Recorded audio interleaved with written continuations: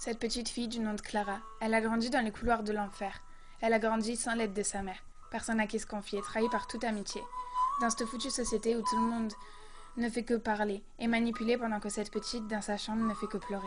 Anéantie par la vie, par toute cette souffrance qui la détruit, elle comprend pas pourquoi sourire rime avec souffrir.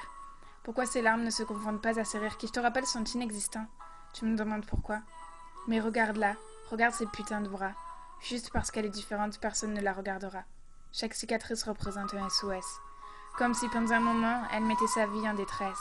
Et le lendemain, c'est reparti pour un tour. Chaque jour, Clara, elle descend les marches de cette tour. Doucement, pas trop vite. Tu risques d'atterrir genoux à terre. Elle ne peut plus se défaire de cet enfer. Une marche de plus, et la vie ne lui appartiendra plus. Clara, elle grandit entre les moqueries, les lames, les faux amis et les larmes.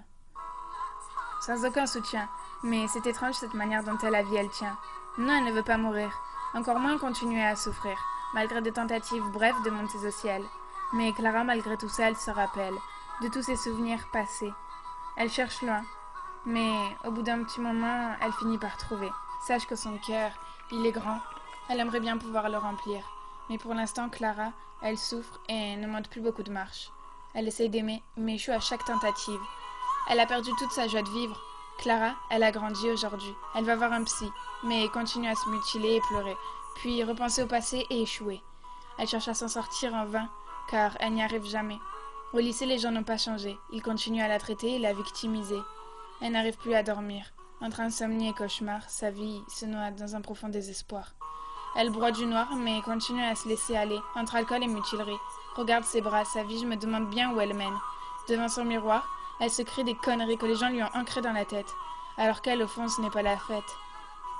Tu ne me demandes pas pourquoi? Ben moi, je vais te le dire. Parce que Clara, par manque de soutien, elle a fini par donner cours à sa vie.